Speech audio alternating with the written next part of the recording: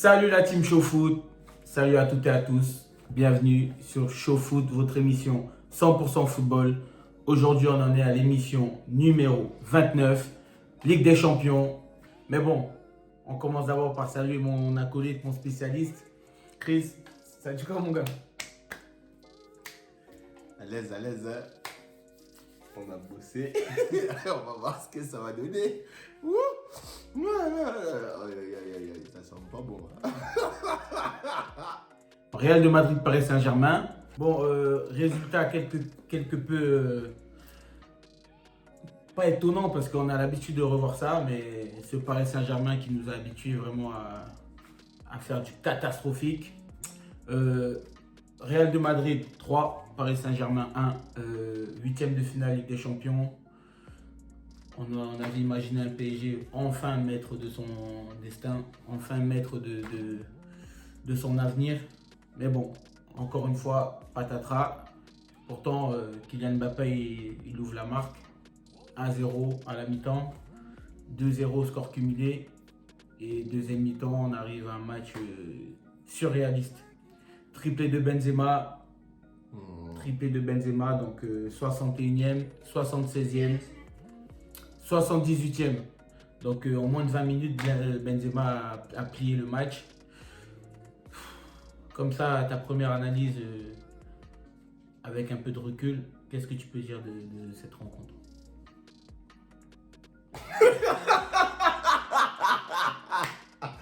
Oh là là. Et je vais le dire, hein. Même pour 1 milliard d'euros par an, le gamin là va pas rester avec vous. C'est impossible. Il peut pas rester avec, parce que franchement, accumuler les fautes professionnelles chaque année, chaque saison de Ligue des Champions, comme le PSG le fait, c'est catastrophique. C'est catastrophique. Et c'est pas comme si c'est une qualification déjà perdue d'avance sur le match aller, non. Ce sont toujours des pertes avec des matchs allés qui sont remportés par le Paris Saint-Germain. Donc ils gagnent au match aller, ils se donnent à fond. Match retour, ils arrivent et ils se font alimenter. C'est n'importe quoi. Bon, c'est vrai que la manière dont le PSG perd ses huitièmes, ses quarts de finale, c'est surtout ça qui est problématique. Par rapport à ce match, là on va rentrer dans l'analyse du match purement footballistique. Est-ce que tu penses que le PSG a pêché sur le plan psychologique et physique ou c'est autre chose? Sur le plan psychologique, c'est clairement l'équipe entière qui a pêché. Après, sur le plan physique, c'est vrai qu'on a certains joueurs qui étaient en manque de temps de jeu, en manque de rythme, bon, bien sûr Neymar. Mais voilà, pour ne citer que lui. Et puis, sur le plan psychologique, on a clairement beaucoup de problèmes dans cette équipe-là. Parce que déjà, on a des erreurs qui sont cumulées. On va remarquer quand même que sur les 3 buts du Real Madrid, sont successivement accumulés des erreurs. Donc la première erreur, c'est celle du gardien Donnarumma, bien sûr. La seconde erreur, c'est celle sur le manque d'alignement du latéral droit Achraf Hakimi.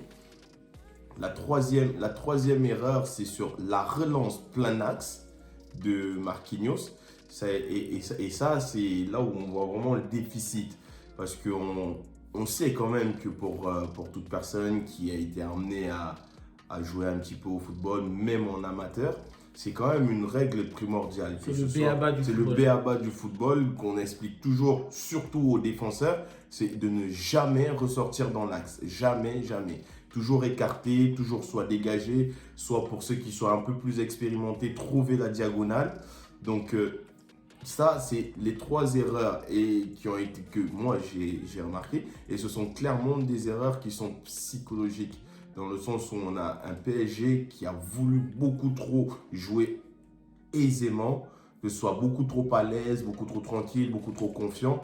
Et au manque de peau, ça a été cash, donc la sanction de Karim Benzema. Moi, je pense qu'il y a clairement un problème d'institution. Je trouve que l'institution PSG ne protège pas assez son effectif, ses athlètes de haut niveau. Je pars du principe que des athlètes de haut niveau, ils sont athlètes de haut niveau sur le plan technique, sur le plan tactique, sur le plan physique et surtout sur le plan psychologique. Parce qu'en jouant un peu au foot, on sait que les aspects psychologiques dans le football sont des choses les plus importantes. Quand à 2-3 jours de la rencontre, on passe le temps à faire la polémique sur une affaire interne, sur un coup reçu par un joueur, est-ce que c'est pas quelque chose qui montre aussi que l'institution PSG n'est pas assez forte, n'est pas assez puissante? Pourquoi? Parce qu'on se rend compte que quand la fatigue s'installe, l'intensité monte dans ce genre de match, l'influx nerveux est important. Il faut garder ses nerfs, il faut garder sa lucidité. Et là, on voit clairement que les joueurs, des plus expérimentés ou moins expérimentés, ont clairement pêché sur cet aspect-là. Donnarumma qui fait cette erreur, il peut rater son contrôle et le mettre en corner. Donc on remarque aussi que voilà, le PSG c'est une équipe qui, quand les choses tournent bien, elle est parfaite, elle est magnifique. Et quand ça tourne mal, bah, tu sens qu'il y a une dislocation totale de tout l'effectif. Un joueur comme Marquinhos qui est quand même l'emblème du club, un joueur qui fait peu d'erreurs, s'il est aussi pris dans cette spirale négative, c'est compliqué. Donc est-ce que Kylian Mbappé, c'est pas le joueur c'est pas l'arbre qui cache la forêt au PSG? Bah, clairement, on va revenir sur les précédents matchs quand même qui sont cumulés. On a remarqué justement son impact, son importance au sein de l'effectif pendant les rencontres. Un match du PSG avec et sans Kylian Mbappé, bien sûr, c'est différent. C'est le jour et la nuit, pardon. Donc, ce qui fait que quand on a aussi cette situation qu'il y a eu cette semaine par rapport à sa blessure, le coup pris de la part d'Idrissa Gueye, c'est aussi le coup mis par Idrissa Gueye sur Kylian Mbappé. C'est aussi une surmédiatisation en fait de l'événement. Donc, oui, il est blessé, il est incertain, donc il n'y a rien qui justifie qu'il ne sera pas présent. Donc, Dopo, bah, il est présent et puis il fait son match. Mais en soi, l'équipe n'est pas qualifiée et là, on ressent clairement une animosité. Donc, quand on a un coach qui passe en interview et qui essaye de trouver des excuses, parce qu'on ne va pas s'attarder sur l'erreur de Donnarumma, parce que le match en lui-même, il a été mâché. Donc Donnarumma fait une erreur, mais le PSG, avant le coup d'envoi, est qualifié. Donc un simple match nul qualifiait le PSG pour l'étape suivante.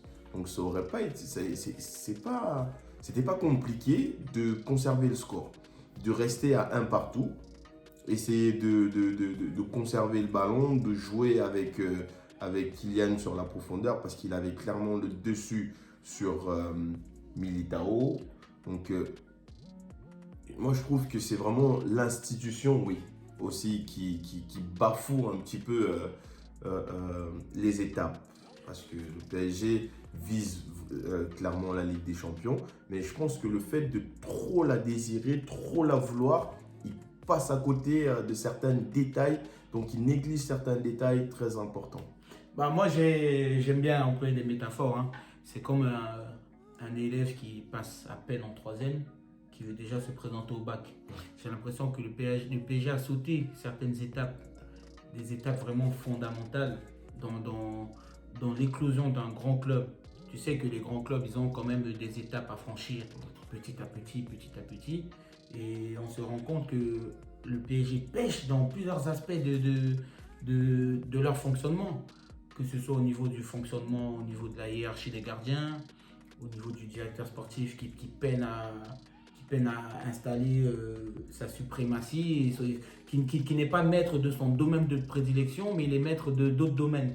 Il veut s'ingérer dans la gestion sportive purement technique et tactique. Le président qui aussi vient rentrer dans les choix de joueurs, du recrutement. Donc il y a un peu ce micmac là qui fait en sorte que voilà, le PSG se retrouve toujours dans la même situation où un club qui joue la Ligue des Champions, qui joue à ce niveau, ne peut pas avoir 2 buts d'avance, 45 minutes à jouer et se retrouver à chaque fois à être en train de perdre les matchs. Parce qu'au bout d'un moment, il ne faut pas qu'on se mente. Unai Emery, Tuchel, Pochettino, avant d'une moindre mesure Laurent Blanc. Le problème, il est le même. Le PSG subit toujours des remontadas, subit toujours des trucs. Donc la question, on est en droit de se poser la question, est-ce que l'institution PSG a le niveau de l'équipe qui bâtisse sur un terrain de football? Kylian Mbappé, quand il voit ça, il ne peut pas rester au PSG. Je suis désolé. Est-ce que tu veux un peu revenir sur le Real de Madrid? Parce que c'est vrai qu'on tape du... C'est vrai que c'était un peu choquant. Hein. Mais bon, habituel, mais un peu choquant. Maintenant qu'on a parlé du PSG, au contraire, le Real de Madrid. C'est un peu la thèse et l'antithèse. Le Real de Madrid, c'est vraiment un club qui perd de 2 buts, qui ne panique pas, mais qui joue à domicile. Il reste 45 minutes à jouer. Et tu vois au retour des vestiaires, il y a de la sérénité, il y a vraiment des encouragements. Tu sens que le vestiaire est serein. Est-ce que l'institution Real de Madrid rend ses joueurs sereins et rend ses joueurs confiants pour la qualification? Bah écoute, c'est simple. En face, on a le Real Madrid qui est le meilleur club du monde. Le PSG qui est un club en devenir. Avec des meilleurs joueurs en devenir. C'est un bon club, le PSG. Mais en tout cas, au niveau de l'institution, je pense que là, tu as tout dit, clairement, parce que quand on a, par exemple, on va prendre un exemple simple, hein, quand tu es au Real Madrid, le Real Madrid, c'est une affiche de grands noms. Tu as les membres dirigeants du Real qui ont des gros noms. Donc, je pense que quand tu arrives dans le vestiaire à la mi-temps d'un match comme celui-là, eh ben, tu vois, tous ces bonnets-là, ils descendent et ils donnent un coup de gueule. C'est comme avec le Bayern Munich, on a des Beckenbauer à l'époque, on a des Oliver Kahn, des Rummenigge. Et ben là, pour le coup aussi au Real Madrid, c'est ça aussi un grand club. C'est d'avoir tous ces grands noms-là qui descendent dans les vestiaires et tapent du poing sur la table. À ce moment-là... Dans la sérénité. Dans la sérénité. Et ce genre d'action-là, ça a le don de redonner un peps aux joueurs. Ça a une genre de dopage, voilà, de boost un peu comme ça. Et moi, je pense que ces gars-là ont fait une descente dans le vestiaire, tout simplement. Je pense à Boutragueño et des gars comme des héros, ils sont tous descendus. Des Raoul, ils ont dû descendre dans le vestiaire et ils leur ont mis un coup de boost à leur équipe. Ils leur ont dit, hey, on est à la maison, on est chez nous, on est le Real Madrid, à Santiago Bernabéu. Donc, voici la liste de tous les gars qui sont arrivés ici. On a donné un petit coup de boost au moral de Benzema. On lui a parlé, on lui a dit, écoute, voilà, tu as quelques minutes d'éclater le record de Di Matteo. C'est ta soirée. C'est ta soirée. Tu spécules un peu, non? Ah, mais attends. Non, mais c'est ça l'institution.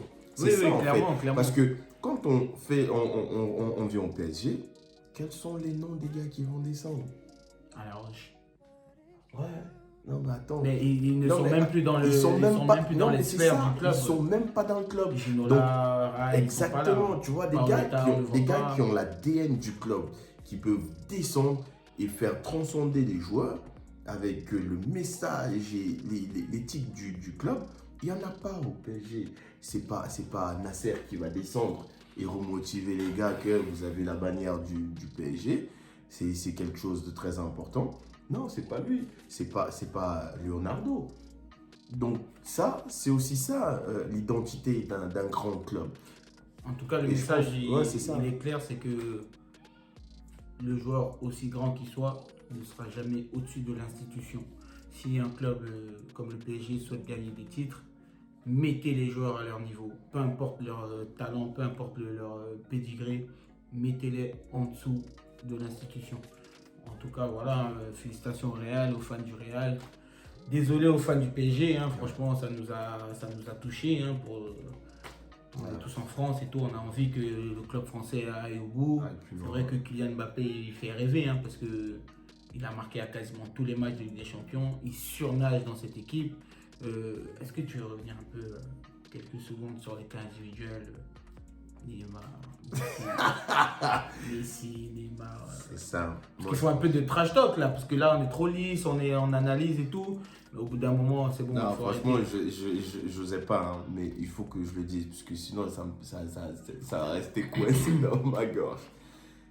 Depuis l'arrivée de ce garçon dans ce club, il a signé ses 50 contrats en ayant la satisfaction et surtout la confirmation qu'il sera le joueur important de l'effectif, que ce sera lui la star, par lui que l'équipe se formera autour de lui.